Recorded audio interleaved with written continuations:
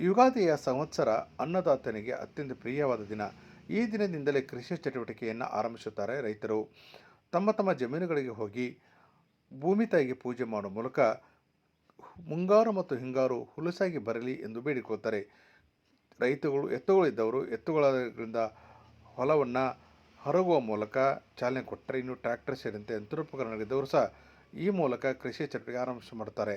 ಆದರೆ ಎತ್ತುಗಳು ಮತ್ತು ಟ್ರ್ಯಾಕ್ಟರ್ಗಳಿಲ್ಲದವರು ಸಹ ತಮ್ಮ ತಮ್ಮ ಹೊಲಗಳಿಗೆ ಹೋಗಿ ಕೃಷಿ ಸಾಮಗ್ರಿಗಳಿಂದ ಭೂಮಿ ತಾಯಿಯನ್ನು ಪೂಜೆ ಮಾಡಿ ಅಲ್ಲಿಯ ಕೃಷಿ ಚಟುವಟಿಕೆಗೆ ಆರಂಭ ಮಾಡುವ ಮೂಲಕ ಅತ್ಯಂತ ಕೃಷಿಯನ್ನು ಆರಂಭಿಸುತ್ತಾರೆ.